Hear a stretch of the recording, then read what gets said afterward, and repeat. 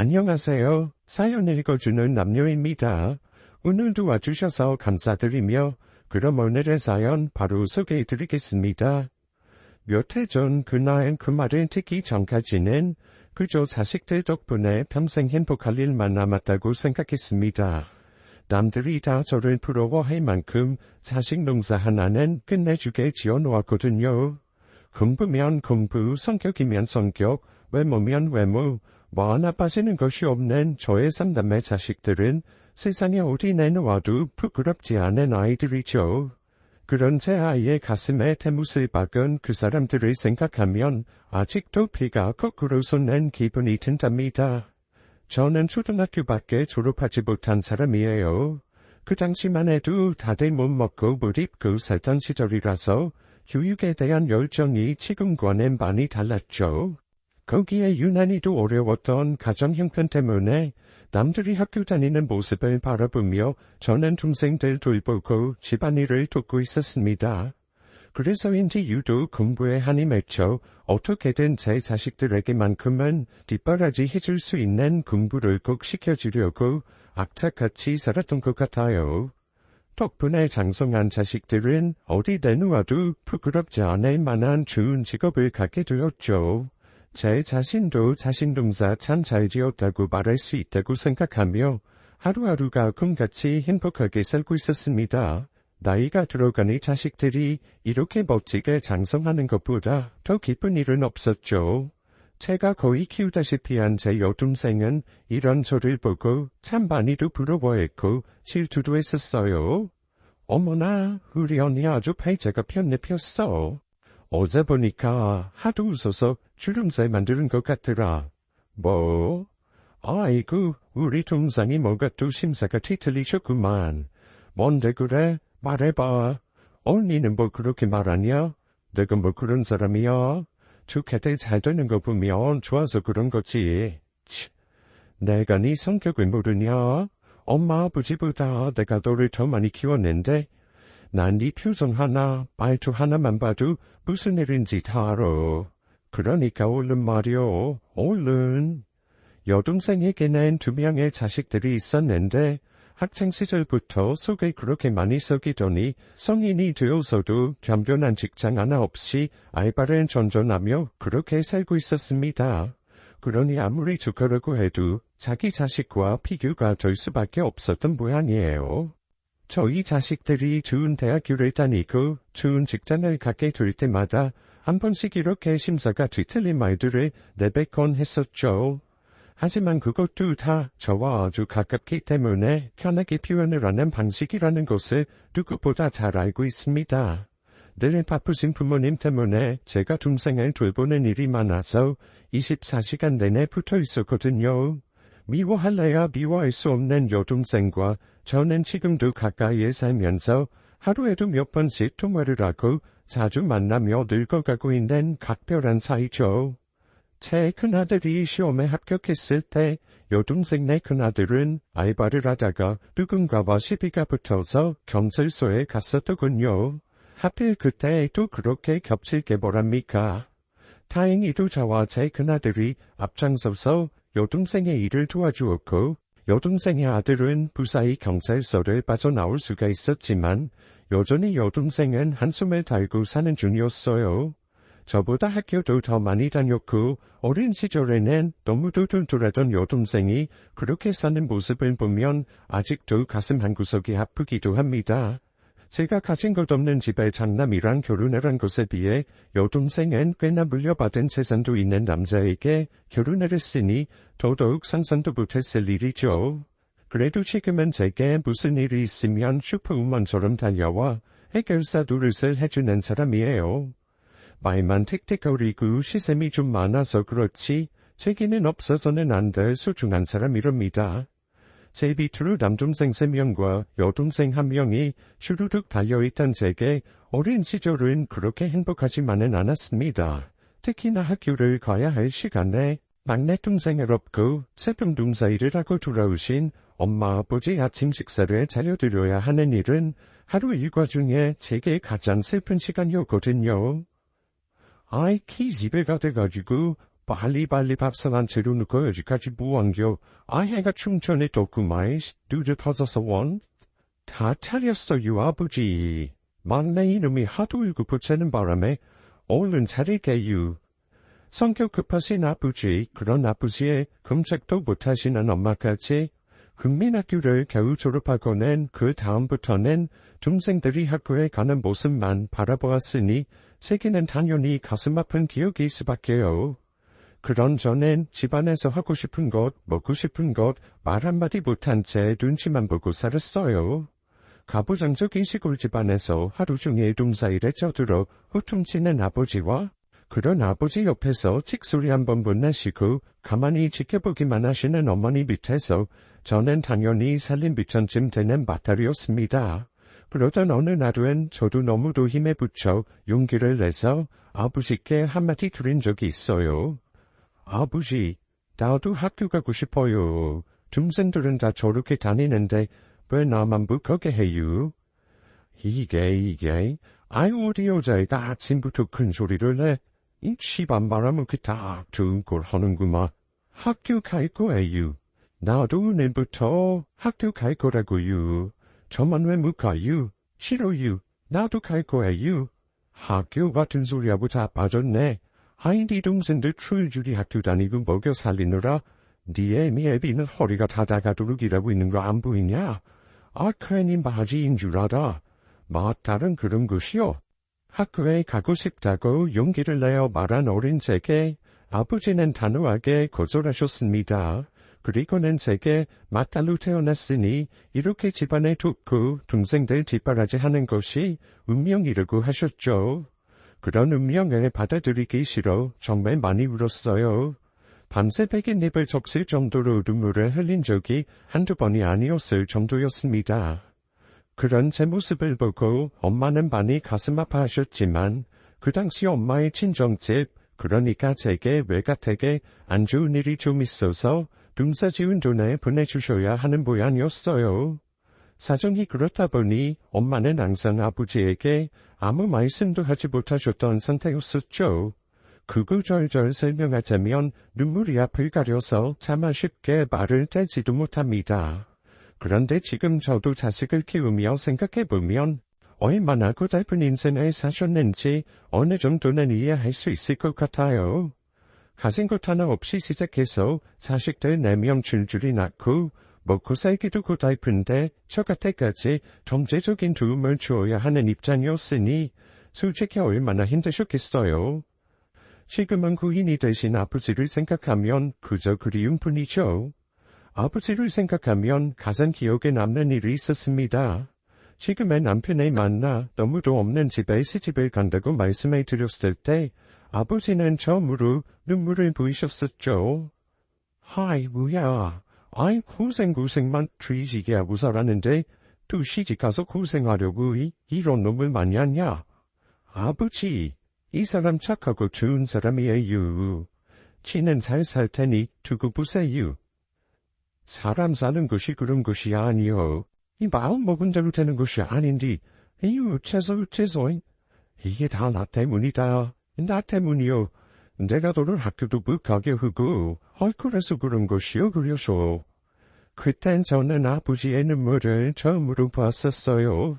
생전 호통만 치시던 아버지가 저를 걱정해 눈물을 흘리시는 그 모습은 아직도 잊을 수가 없었습니다. 그런 아버지가 지금 살아계셔서 손주들의 모습을 보신다면 얼마나 기쁘셨을까요? 저는 그때부터 이를 악물고 살았습니다. 제 자식들에게만큼은 이 지독한 가난과 무배움의 서름을 불려주고 싶지 않았거든요. 지하 단칸방 월세에서 쉬는방을 시작해 바로 첫 아이가 생겼고 저는 아이를 얻고 하루 24시간 이불 자를 정도로 부업을 하며 살았습니다.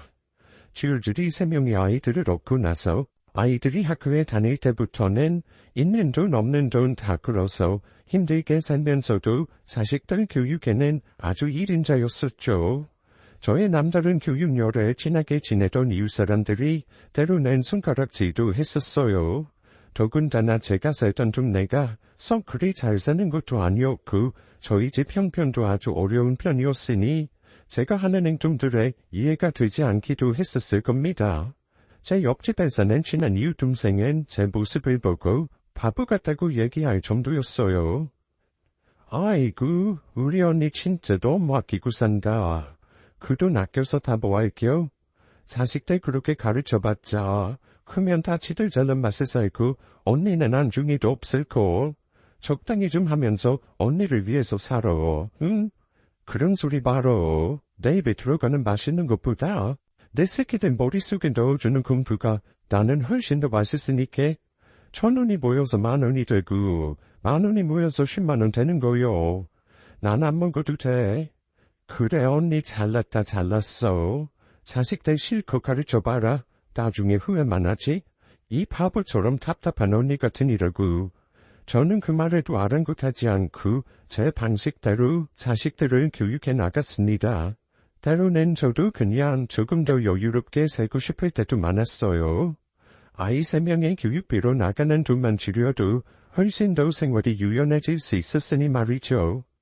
잘 먹고 가끔은 놀러도 다니면서 아이들 좋은 옷도 입히고 싶었습니다.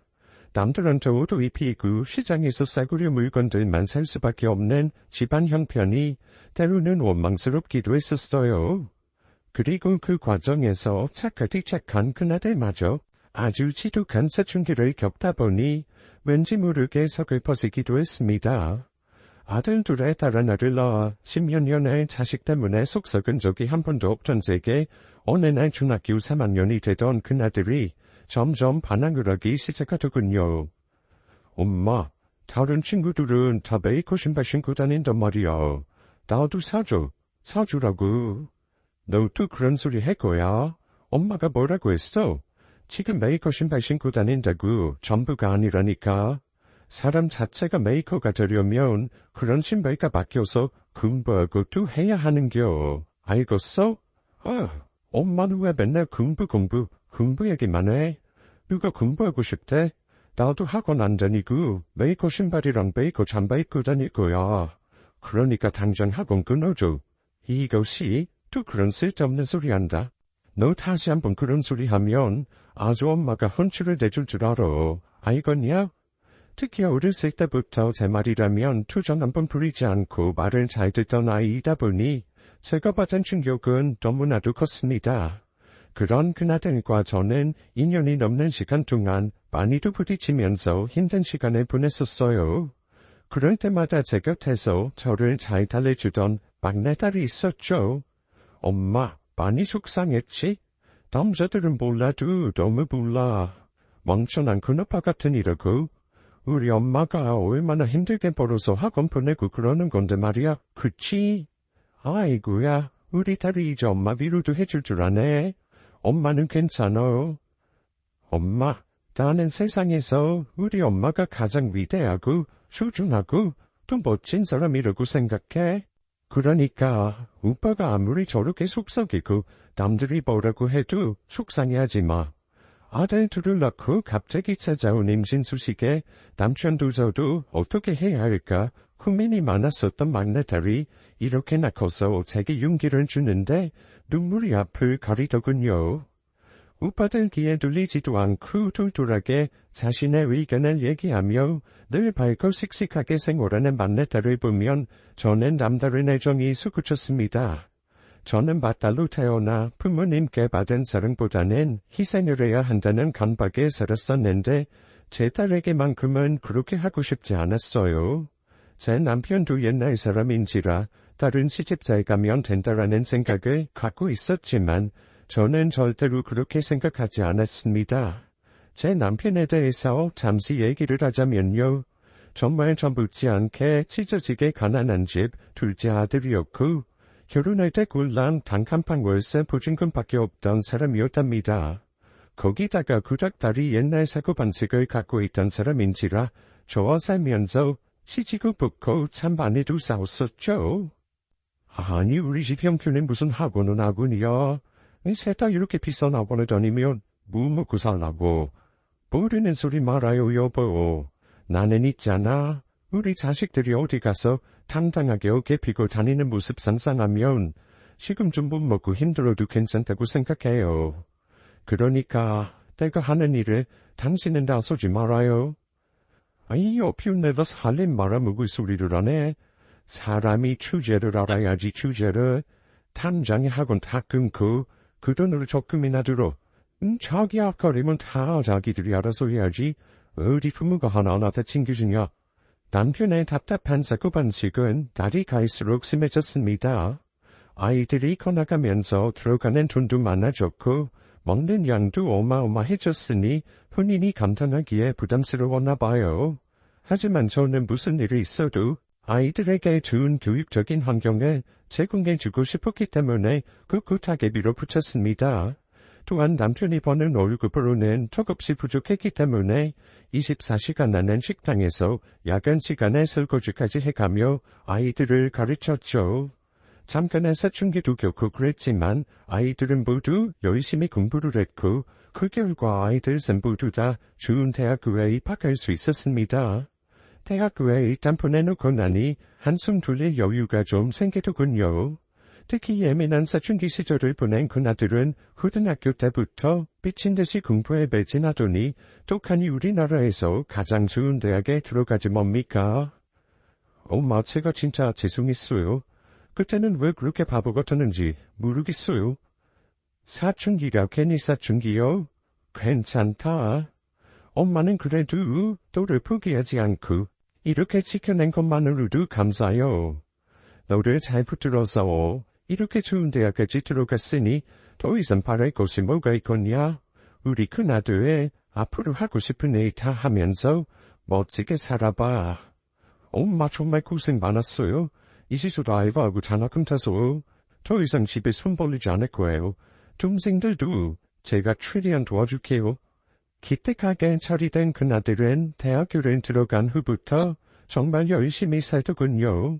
알바를 하며 장학금까지 타서 동생들 용돈도 주고 제게도 작은 선물까지 사주는데 어쩌면 제 속으로 이런 자식을 낳았나 싶을 정도로 속이 깊은 아이가 되어 있었습니다.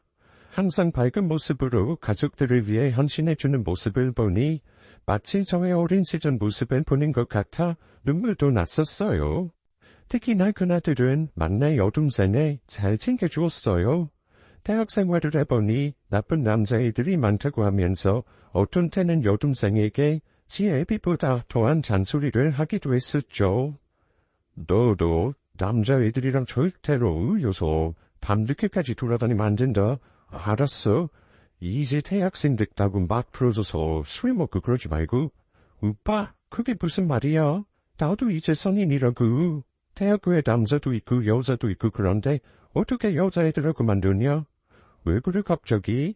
안 되면 안 되는 줄 알아. 세상이 얼마나 무서운데? 너 그리고 혹시나 남자친구 사귈 생각은 꿈에도 하지 말고 만약에도 좋다고 틱적거리는 놈 있으면 당장 데려와. 그놈 나차를 그냥 확. 뭐? 아하. 오빠 왜 그래? 정신 차려. 그닥다리 사고 번신 뭐야? 무슨 아저씨도 아니고.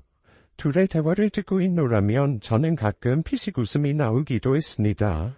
벌써 이렇게 커서 동생 걱정을 해주는 그나들 녀석도 귀엽고 그런 오빠를 구닥다리라고 놀려먹는 막내딸도 너무 귀여워 보였어요. 부모가 자식 안 예쁠 때가 언제 있겠냐마는 동생 걱정해주는 그나들의 모습을 보니 너무나도 듬직하고 보기 좋았습니다. 자식 셋이 모두 대학교에 들어가고 나니 저희 부부는 조금 한숨을 돌리기 시작했어요. 다들 고맙게도 알바를 하며 대학교를 다녔고 아들 둘은 서로 번갈아가며 휴학을 하고 군대를 다녀오며 대학 생활을 이어나갔죠. 덕분에 아들 둘은 조금 졸업이 늦었지만 막내딸은 오빠 둘의 사랑과 도움으로 일찍이 학교를 졸업하고 취업 전선에 뛰어들 수 있었습니다. 생각한 것보다 좋은 직장에 취업을 한다는 것이 쉽지만은 않았기에 딸은 대학 졸업 후 1년여간의 시간을 갖고 취업을 준비했고 기어코 아주 좋은 대기업에 입사를 할 수 있었어요. 제게 따로 말은 하지 않았지만 눈치를 보아하니 남자친구도 만나는 것 같고 나름대로 직장 생활을 잘 이끌어가고 있는 것 같았죠. 초등학교밖에 졸업 못한 저였지만 그런 것 따윈 중요하지 않았습니다. 자식들이 그렇게 잘 되니 저도 많이 배우고 많이 경험한 것처럼 느껴졌거든요. 사람이 직접 가보지는 못해도 생생한 전전 얘기들을 듣다 보면 어느새 그 안에 있는 것처럼 느껴지는 법이니 말이죠. 남편과 저는 이렇게 멋지게 성장한 자식들을 보고 아주 많이 행복했습니다. 여보, 아이 고생 많았네. 그리고 고맙네 그려. 당신 아니었으면 우리 애들이 이렇게 잘 될 수가 있겠는가. 이제 뭘 좀 알았나 봐요. 그때 그렇게 공부 힘들고 그랬을 때 우리가 못 도와줬으면 이렇게 되지도 못했을 거예요. 나는 못 배워서 잘 모르지만 그래도 그렇게 해야 된다는 건 알고 있었다니까. 그려. 아이 당신 말이 100번 맞네. 구닥다리처럼 늙은 생각 말하는 나라는 참 달라. 고맙네 여보. 고마워. 뒤늦게서야 남편도 제게 고맙다고 말을 해주었고 저 또한 제가 힘들게 이끌어온 삶에 대해 상당히 만족을 하며 지냈어요. 제 곁에 가까이 사는 여동생도 조카들이 이렇게 잘 되는 모습을 보니 너무 좋다고 해주었답니다. 한 번은 술에 취한 여동생이 그동안의 속마음을 허심탄회하게 털어놓았는데 그 말을 듣고는 저와 둘이 부여잡고 얼마나 울었는지 몰라요. 언니, 나 진짜 우리 언니 부럽다. 그동안 그렇게 치질이도 고생만 하더니 이제 자식들이 이렇게 멋지게 컸잖아. 나 정말 부러워. 남보아 나 잘 되는 것도 없고. 어휴, 나 왜 이럴까 언니? 그런 소리 말어. 네가 왜 뭐가 못해서? 내 동생 어렸을 때부터 뚝 부러지고 야무지기로는 이튼 소리 가라인걸. 괜찮아. 다 잘 될 거요. 조만간 네 자식들 다 잘 될 것이요. 이 언니가 희도해줄게. 고마워 언니. 그동안 언니 질투하고 싫은 소리 툭툭 내뱉어서 미안해. 그냥 언니가 너무나도 부러워서 여동생의 진심이 담긴 사과에 저 역시 마음이 눅눅된 누가 내렸습니다. 그렇게 저희 가족은 모든 것이 평탄하고 행복하게 이어져 나가고 있었어요. 하지만 너무나 행복하기만 한 건 재미가 없었나 봅니다. 평탄한 제 인생을 송두리째 뽑아도 올만한 일이 일어나고 말았죠. 그러니까 막내딸이 결혼을 하고 싶다는 남자친구를 집에 데려왔습니다. 같은 직장에 다니는 선배였고 딸보다 5살 많은 남자였어요. 얘기를 들어보아하니 자란 것도 서울의 중심가였고 집안의 경제적인 능력이 꽤 있던 모양이었습니다. 저희 집과는 비교도 되지 않을 정도로 부유한 형편에다가 그 집의 아버지가 잘나가는 중소기업의 사장이었어요. 그 집 엄마는 서울에 있는 모 여대에 나왔다고 하는데 아마 태어날 때부터 금수저를 가지고 태어났나 봅니다. 시골에서 동생들 돌보며 초등학교밖에 졸업 못한 저와는 태생부터가 달랐던 것이죠. 솔직히 저희 딸 하나만 보면 어느 집으로 시집을 가도 부족할 것이 없었지만 문제는 가정 환경이었습니다. 배움이 짧은 저와 남편은 그저 작은 집 한 채만 겨우 대출이자를 내가며 살아가고 있었거든요. 남편 직업 역시 공장의 생산직이었기 때문에 기업의 대표와는 분위기 자체가 차이가 좀 났었죠. 제 딸은 워낙에 똘똘하고 똑부러지는 성격이라서 분명히 이런 차이점을 극복할 만큼 좋은 집안일 것이라는 굳은 믿음을 갖고 있었습니다. 그래도 걱정스러운 마음에 딸에게 던지시 물어보았죠. 저기 말이다. 네 남자친구네 부모님은 어떤 성격이셔? 어떤 성격이냐니? 그냥 나도 아직 딱 한 번밖에 못 뵈서 뭐라고 말씀드리기가. 근데 워낙에 있는 집 티가 나는 그런 분들이신 건 확실해. 근데 그건 왜? 엄마 혹시 우리 집이랑 차이 난다고 뭐 그런 이상한 생각하는 건 아니지? 아니, 그게 아무래도 차이가 많이 나다 보니까 엄마가 걱정이 돼서 그래요. 혹시나 엄마 아빠 때문에 너까지 무시당할까봐 걱정이 돼서. 뭐? 엄마, 그런 걱정하지 마. 너가 뭐랬어? 우리 엄마는 세상에서 제일 멋진 사람이라고 했지? 만약 우리 엄마 무시당하고 그러면 나도 더 이상은 못 참으니까 걱정하지도 마. 딸은 저를 안심시켜 주려고 걱정하지 말라며 큰 소리를 쳤어요.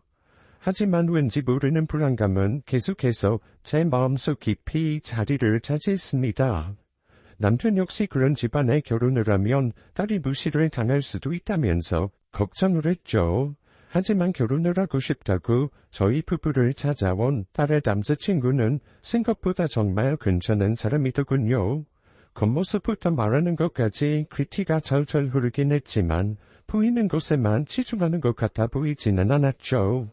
딸의 남자친구를 보고 저와 남편 그리고 제 아들들까지 모두 안심을 했습니다.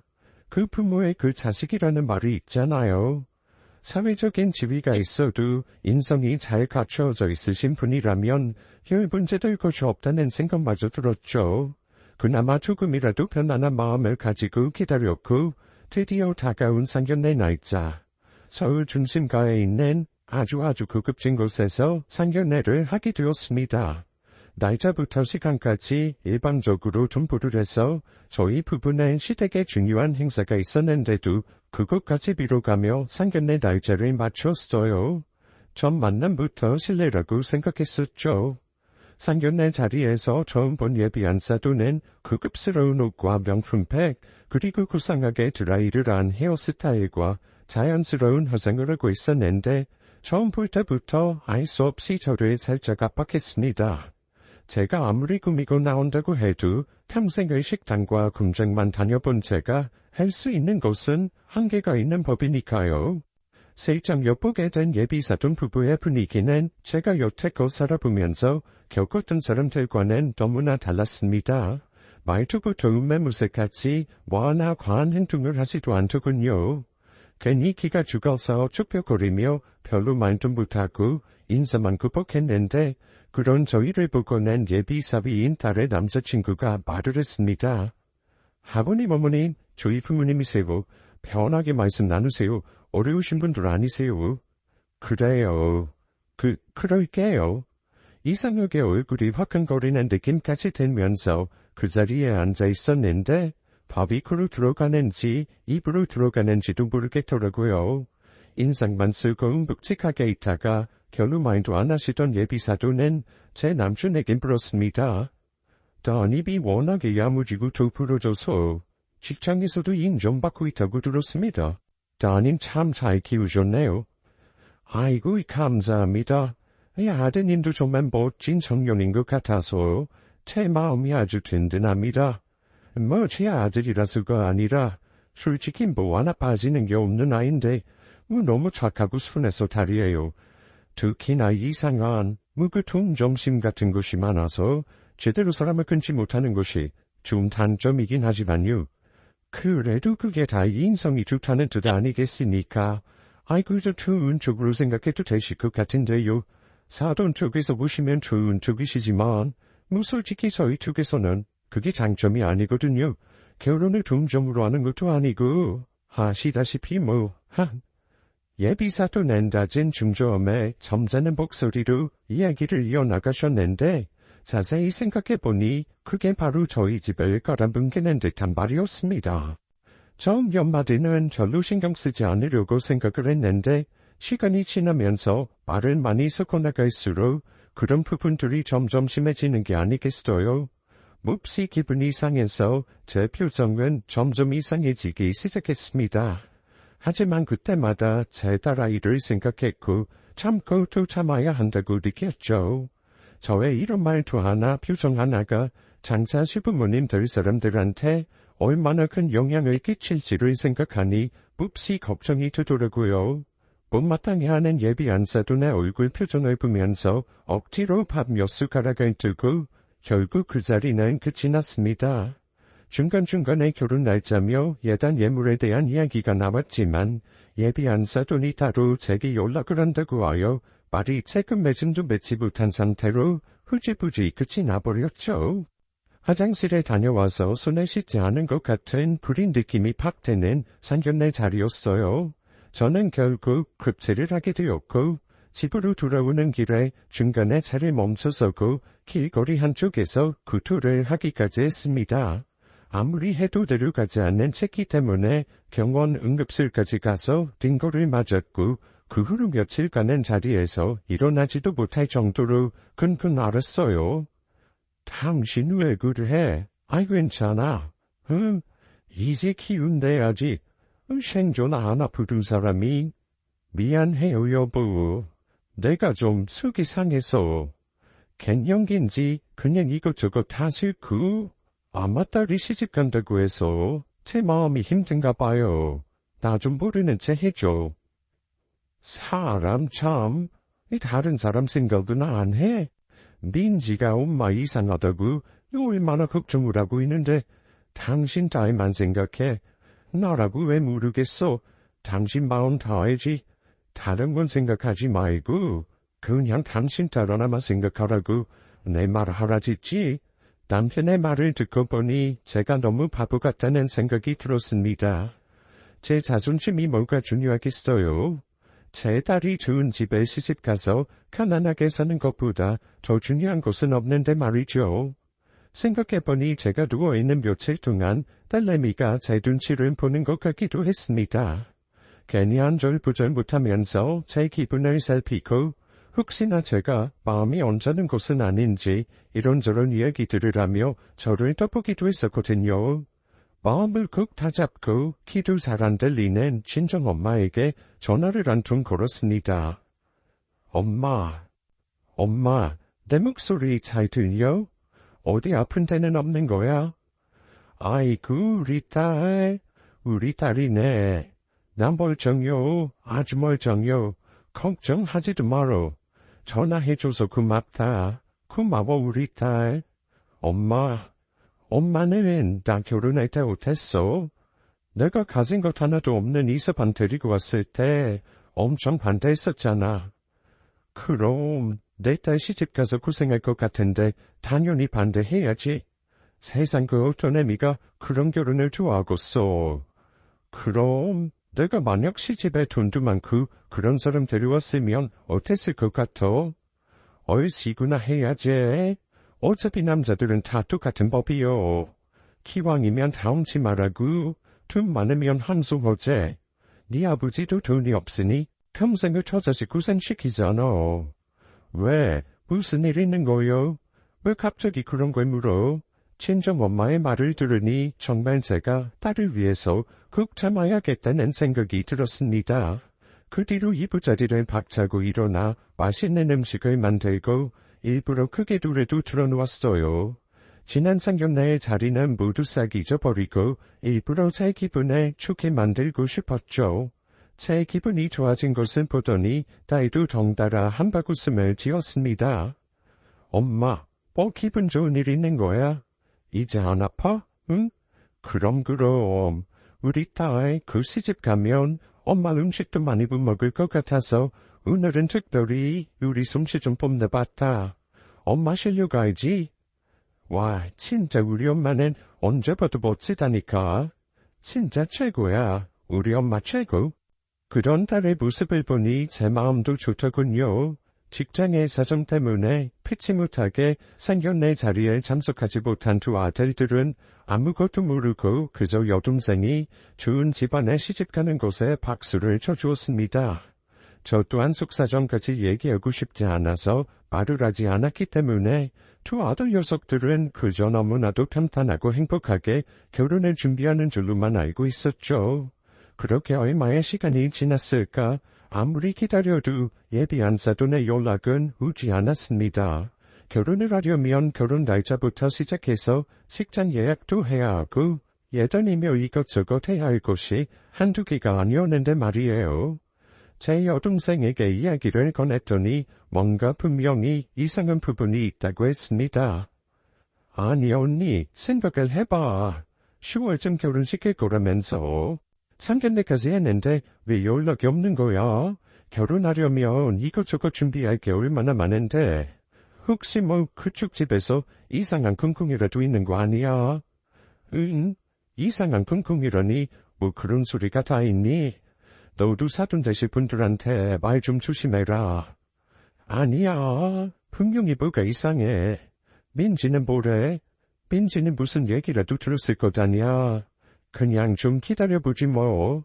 민지가 알았으면 분명히 얘기했겠지. 안 그래? 여동생의 말대로 뭔가 이상하다는 기운에 저도 받았었어요. 막상 딸에게 물어보려니 뭔가 조금 선뜻입을 열기가 그래서 며칠을 더 기다려보기로 했습니다. 그런데 언제부턴가 딸의 표정이 심상치 않더군요. 늘 밝은 웃음과 활기찬 말투로 좋은 에너지를 주는 녀석인데 뭔가가 표정이 우울해 보였습니다. 무슨 일이 있느냐고 물어보아도 그저 다 괜찮다, 아무 일 없다고 대답을 할 뿐 속 시원히 답변도 듣지 못한 채 시간은 점점 흘러가고 있었죠. 그러던 어느 날 밤 잠이 오지 않아 이 생각 저 생각을 하다가 화장실로 향했는데 딸의 울음소리가 들리는 것 같았어요. 저희 집이 좀 오래되고 낡은 곳이라 방음이 제대로 되지는 않았었답니다.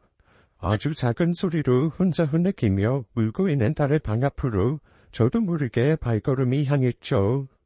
평소 같았으면 제가 벌컥 문을 열어 들어갔을 텐데 이상하게 그날은 저도 선뜻 방문을 열 수가 없었습니다. 딸의 방문 앞에서 한참이나 서 있으며 숨죽여 우는 소리를 듣고 있노라니 제 가슴은 미어졌어요. 그리고 저도 모르게 제 눈에서도 눈물이 흐르는 것이 느껴졌습니다. 얼마나 시간이 지났을까 저는 차마 딸이 눈치챌까봐 화장실도 가지 못하고 슬금슬금 제 방으로 돌아왔어요.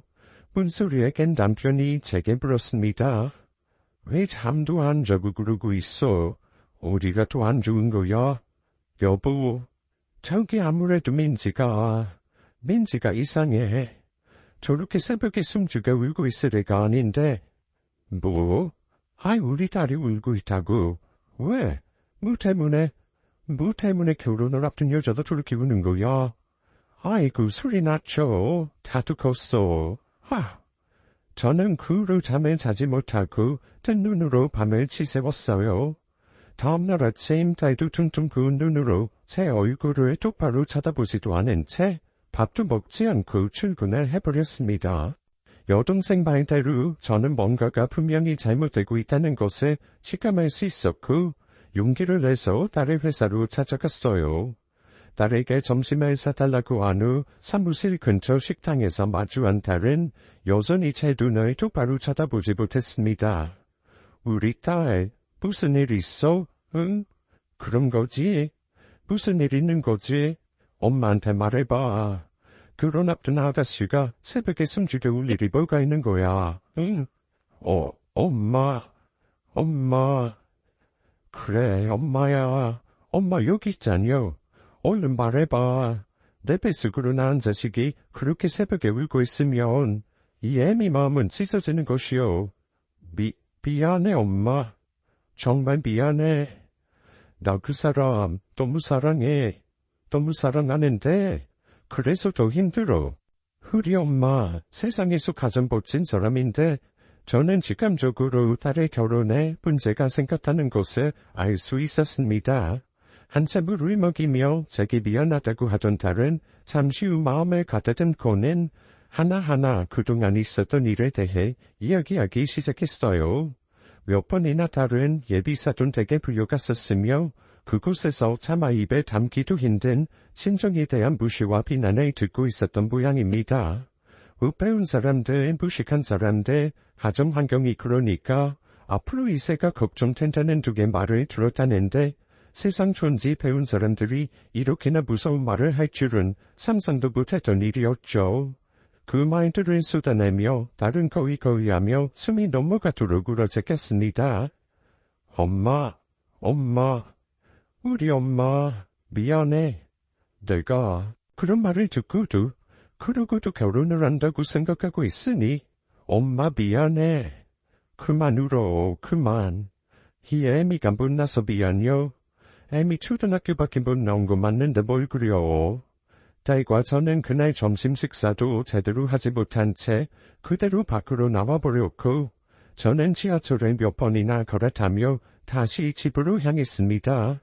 발걸음이 얼마나 무겁던지 또 눈물은 왜 그렇게 쏟아지던지 다른 사람들이 불감무서워 연신 닦아내는데도 줄줄 흘러나오는 눈물은 도무지 멈출 줄은 모르더군요. 처음에는 그저 눈물만 나오다가 집에 도착할 때쯤이 되고 나니 이제는 화가 막 솟구쳤습니다. 도저히 이 상태로는 집에 들어갈 수가 없어 집 근처에 사는 여동생의 집으로 향했어요. 제 얼굴 상태를 본 여동생은 대번에 눈치를 채고 제게 물었습니다. 민지 결혼해 문제 있는 거 맞지? 그런 거지? 아니 언니 얼굴이 왜 이래? 뭐 때문이야? 자식 농사 끝내주기 지은 언니가 도대체 뭐 때문에 이렇게 얼굴이 이꼴이 되어서 와? 그게 우리 민지 이대로 시집을 보내야 되는 거요. 나는 모르겠다 정말 모르겠어. 내가 어떻게 해야 되는 거요 도대체? 그 사람들이 그렇게 대단요? 뭐하는 놈들이야 대체? 언니 아들들 생각하면 언니네 집안보다 대단하지 않을 것 같은데? 번듯한 대기업 다니는 딸내미까지 가르쳐 놓은 사람을 누가 그러는 거야 대체? 내가 가만 안 둬. 아주 유조를 해줄 거야. 자세히 말을 하진 않았지만 여동생은 귀신같이 알아채고 사태를 짐작했습니다. 그러고는 저보고 당장에 예비사돈집과 만나든 전화를 하든 해서 결혼에 대해 이야기를 하려고 하더군요. 바보같이 가만히 기다리고만 있지 말고 도대체 어떻게 된 영문인지 먼저 물어보고 조치를 취하라고 말이죠. 저는 결국 용기를 내어 예비사위에게 전화를 걸어 안사돈의 연락처를 물었고 여동생을 함께 대동에 만나게 되었습니다. 저와 제 여동생 그리고 예비 안사돈 이렇게 셋이 모인 어색한 자리에서 인사만 하고 우물쭈물하고 있던 저를 대신해 제 여동생이 먼저 입을 열었어요. 안녕하세요. 이렇게 갑자기 뵙게 된 게 실례인 줄 알면서도 실례를 무릅쓰고 연락드렸습니다. 저 민지 이모 되는 사람이고요.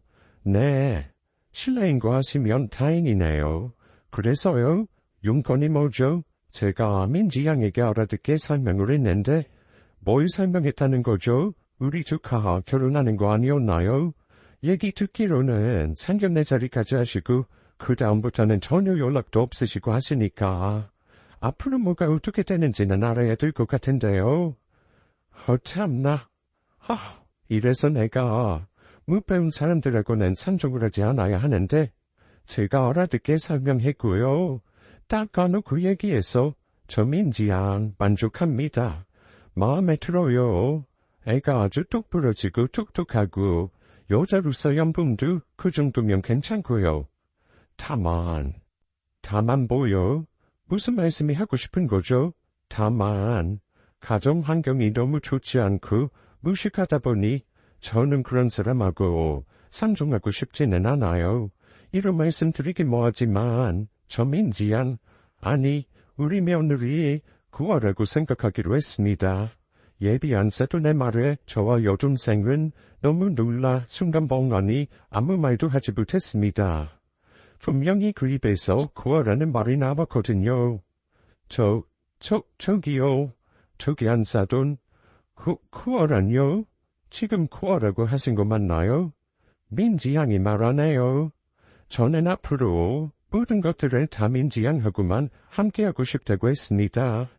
사실 가정 환경이 얼마나 중요한지 아실 거예요.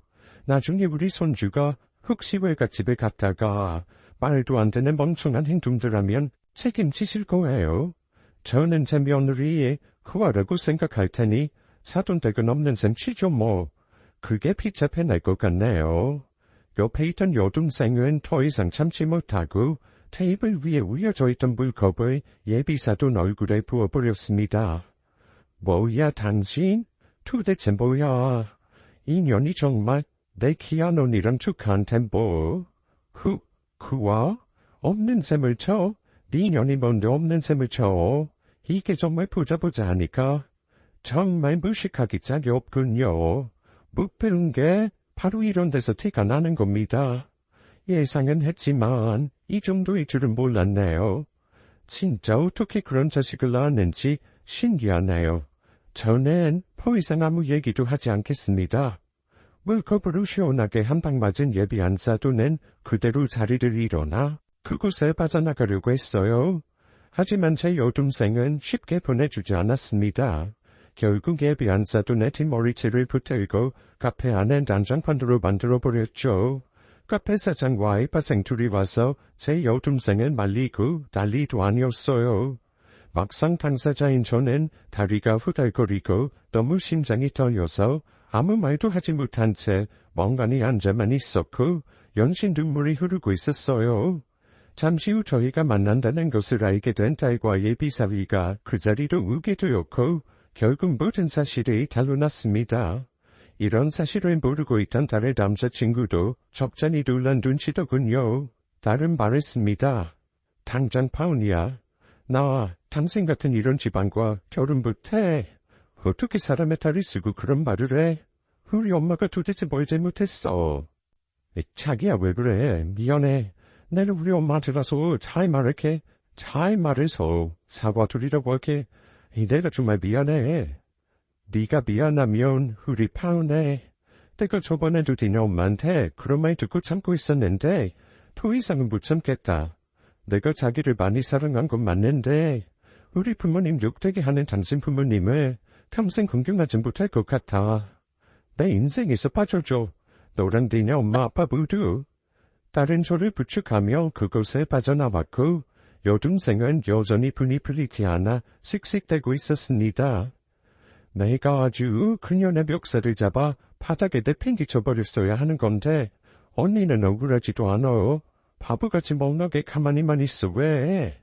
딸아이의 손을 잡으며 저는 그저 아무 말도 하지 않은 채 눈을 감고 있었습니다. 그리고 이 사실은 여동생을 통해 제 아들들에게까지 전해줬어요. 아들들은 요리를 제쳐놓고 그날 저녁 일찍 퇴근을 해서 집으로 찾아왔죠. 엄마, 이게 도대체 무슨 일이야?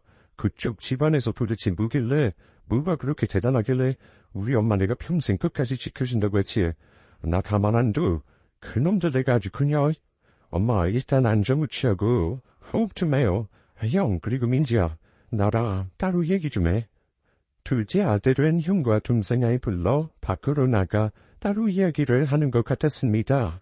저는 어찌나 충격을 많이 받았던지 사시가 벌벌 떨리고 으슬으슬 왕까지 찾아와 누울 수도 앉을 수도 없는 상태로 한참이나 있었어요. 그러다가 저는 깜빡 잠이 들었나 봅니다. 잠시 후 일어나 보니 몇 시간이 훌쩍 지나 있었고 작은 소파에 웅크린 채 이불을 덮고 있더라고요. 깨어나자마자 머리가 치근거리면서 예비한 사돈이 했던 그 이야기들이 주마등처럼 스쳐 지나갔습니다. 제 딸을 구하라고 생각하고 무배우고 무식한 저를 상대하고 싶지도 않다는 말. 꿈이라면 얼마나 좋을까 생각을 하면서 또다시 몇 시간의 멍한 상태로 보냈어요. 모든 사실을 알게 된 남편 역시 뒤척이며 잠도 자지 못했고 결국 저희 부부는 안방에서 잠을 자다 말고 소주 한 병을 가서 나눠 마셨습니다. 그로부터 며칠이 지났을까 제대로 날짜 가는 줄도 모르고 있던 찰나에 전화가 한 통 걸려왔어요. 그 전화의 주인공은 그때 그 예비한 사돈이지 뭡니까? 받을까 말까 몇 번이나 망설이다가 뭐라고 하는지 궁금해서 받아보았습니다. 아이고, 안녕하세요 사돈. 저기 그게 말입니다. 저기 드릴 말씀이 좀 있어서 그런데 오늘이나 내일 좀 찾아뵈도 될까요? 네. 뭐라고요? 전화 잘못 거신 거 아니세요? 무슨 할 말이 있다고 저희 집까지 찾아오신다고. 그게 일단 만나 뵙고 말씀 나눠요. 전화를 받으니 더 어리둥절해지더군요. 말투부터가 예전에 그 당당하고 무시하던 것이 아니었고 뭔가 달라도 한참이나 달라진 것 같았습니다. 뭔가 이상한 기운이 느껴져 얼른 달빈지에게 전화를 걸어보았어요. 딸은 그럴 줄 알았다고 하면서 오빠들이 이렇게 만들어준 것이라고 했습니다. 도대체 뭐가 뭔지 모르던 와중에 저녁 시간이 다 되었고 집에는 남편, 제 여동생, 그리고 아들들도 모두 한자리에 모였어요. 잠시 후 이어지는 현관벨 소리에 문을 열어보니 예비사돈 부부가 똑하니 서 있었습니다. 저기, 잠시 실례 좀 해도 될까요? 아니, 여기엔 어쩐 일로? 왜 오신 건지? 민지 말로는 파혼한다고. 사돈, 저기요 잠시만요. 잠시 들어가서 말씀 나눠요. 네, 제가 사실드릴 것도 있고, 제가 보았던 예전 모습과는 180도 다른 모습으로 저희 집을 찾아온 그 부부는 조용히 집 안으로 들어왔어요. 그러더니 잠시 후 예비한 사돈이 제 손을 덥석 잡는 것이 아니겠어요? 너무 놀라서 손을 확 부리쳐버렸는데 이번에는 두 손으로 제 손을 잡더라고요. 저기 그때는 제가 못할 말씀을 좀 드린 것 같아요. 너무 죄송합니다. 사돈, 저기 말이에요. 노여운 푸세요. 제가 실수를 좀 했네요. 사람을 잘못 보고 훌륭하게 판사 키워내신 어머님을 제가 몰라뵀어요. 네, 맞습니다. 제 큰아들이 힘들게 치룬 시험이 바로 사법고시였어요. 그리고 큰아들 직업이 바로 판사였죠. 작은 아들은 국세청에 다니고 있는 군무원이었고요. 뭐라고요? 이제 와서 실수? 화라면서요. 못 배워서 무식해서 말썽기도 싫다면서요. 갑자기 이제 와서 판사 아들 운운하는 건 뭔데요? 무슨 쿵쿵이야? 저기 제발 노여움 좀 푸시고 저희 집안 좀 딱 한 번만 살려주세요. 네, 이렇게 제가 부탁합니다. 제발요. 순간 무슨 얘기를 하는 건지 몰랐던 저는 어리둥절할 수밖에 없었어요. 그러자 제 곁에 있던 큰아들이 말했습니다. 당신도 여기 이렇게 마풀쑥 찾아오는 것 자체가 잘못된 거라고요. 법이 있는데 제대로 심판받으시면 되는 건지 왜 여기 와서 난립니까? 많이 배우신 분들이 아실 만큼 아실 텐데요. 아이, 키게 말입니다. 판사님, 저기 제가 일부러 그런 것이 아니라요. 그게 이 깜빡하고 낸 것뿐이에요. 저 직원들한테도 얼마나 잘해주는데요. 세금 안 내신 것뿐만 아니라 직원들 월급, 푹지든 등 신고 들어온 게 한두 개가 아니더군요. 배우신 분들은 이런 식으로 사업하시나 보죠. 아주 그렇게 부패였다고 유세를 터시길래 얼마나 대단한 분인가 둘이 아주 한심하기 짝이 없는 사람들이네요. 당장 돌아가세요. 당장. 저는 그제서야 모든 상황이 인지가 되더라고요. 법이나 세금 이런 쪽으로 전혀 알지는 못한 저였지만 대충 이야기를 들어보니 이것저것 불법으로 하고 신고당하고 그런 내용인 것 같았습니다. 옆에 있던 여동생은 쿠팡기를 끼며 말했어요. 아이고, 꼴 좋다. 나는 또 뭐 사업한다는 사람들이길래 대단한가 싶었더니만 이 사람들 완전 도둑놈들 아니야? 사기꾼 도둑놈이 따로 없네. 그래도 우리 언니는 없이 살아서 부패온 거 빼고는 정말 세상 최고 착하게 퍽 다 지켜가며 산 사람이라고. 진짜 무식하고 부패온 것들은 당신들이구만. 어디서 이 양반들이 참나? 기가 막히고 코가 막힌다. 아유, 저기 그러니까 제가 이렇게 사죄를 드리려고 찾아온 게 아닙니까? 지금 경기도 안 좋은데 이런 걸로 저희 이미지 안 좋아지면 안 돼요. 저기 그 구소장도 뭐 잘못된 것도 있고 그런 것 같은데. 그러니까 당장 돌아가시고 법대로 하시라고요. 구소장 접수된 거랑 불법으로 자금 빼돌리고 세금 안 내신 거 다 근거 자료가 있으니까 거기 가서 얘기하세요. 저한테 이렇게 말하셔도 소용없어요. 아유, 제가 이렇게 말하잖아요. 잘못했다고. 아니, 어디까지 해야 사람들이 말을 알아들어 먹어요? 사람이 한두 번 얘기를 하면 좀 들어주는 맛도 있어야지. 서운해서 그래요? 여기 이 정도면 안 서운할 거예요. 황당하게도 이 와중에 예비한 사돈이라는 사람은 들고 있던 명품백 안에서 봉투를 하나 꺼냈고 바닥에 툭 던졌습니다. 그러자 이번에는 가만히 듣고만 있던 제 남편이 소리를 버럭 지르더군요. 이 사람들이 정말 부자 하니까 당장 다가 썩 나가 부패하다고 무식하다고 무시할 텐 언제고 이것들이 진짜 우리를 뭘로 보고 우리는 당신네들처럼 그렇게 남 속여가면서 사기치면서 살지는 않는다고. 진짜 무식한 게 당신들인 거 알아불러. 나도 더 이상 당신들같이 무식하고 인성 거지 같은 사람들하고 상중도 하고 싶지 않아. 당신 아들은 당신들이 이러고 사는 거 알아?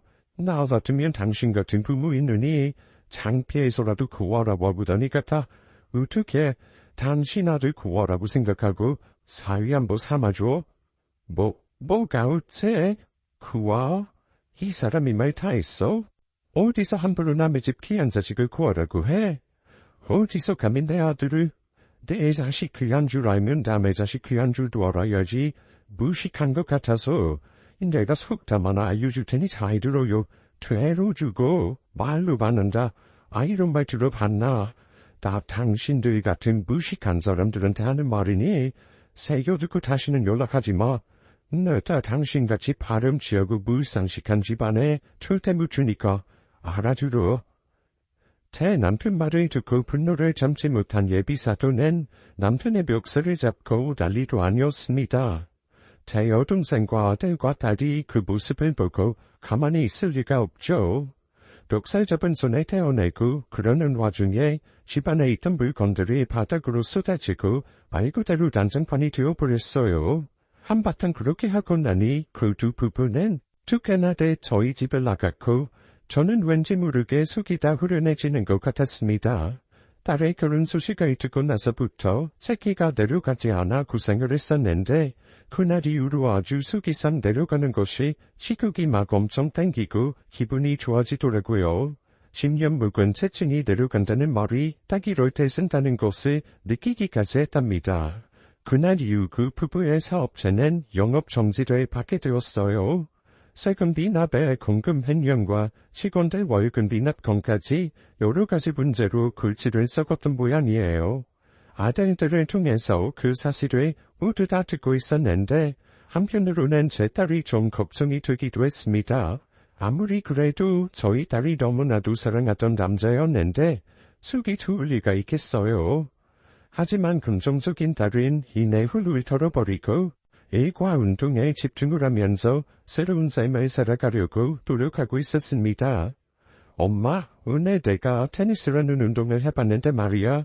정말 재밌더라. 오빠들도 일만 하지 말고 나랑 같이 운동하러 다니자고 꼬셔봐야겠어. 아참, 엄마도 같이 하자. 조금은 되기는 한데 그래도 난 우리 엄마랑 같이 해보고 싶어. 그래 우리 딸. 엄마는 우리 딸이랑 하는 거라면 뭐든지 다 하고 싶어. 야, 좋다 좋아. 미안해 엄마. 그리고 고맙고 사랑하고 그리고 엄마가 궁금해할 것 같아서 말하는데 넌 정말 이제 많이 괜찮아졌어. 그리고 그 사람은 회사 이직한다고 나갔으니까 매일 볼 일도 없어졌고 그놈 너가 계속 안 만나주니까 나중에는 막 나한테 욕하고 화를 내고 그러더라고. 그것도 모르고 계속 만났으면 나 정말 많이 후회할 뻔했어. 생각보다 밝은 모습의 딸을 보니 제 마음은 편안해졌습니다. 저는 우리 딸을 믿어요. 이 계기를 발판 삼아 더 멋진 삶을 살 수 있을 거라고 꼭 믿어 의심치 않는답니다. 그래도 그 힘든 와중에 자식 농사를 잘 지어놓으니 아주 든든하네요. 앞으로 그 어떤 일이 닥쳐와도 이 자식들 덕분에 무섭지가 않습니다. 그럼 이상으로 제 사연을 마칠게요. 지금까지 사연 읽어주는 남녀였습니다. 끝까지 함께 해주신 여러분 감사드리며 저희는 다음 사연으로 돌아올게요. 감사합니다.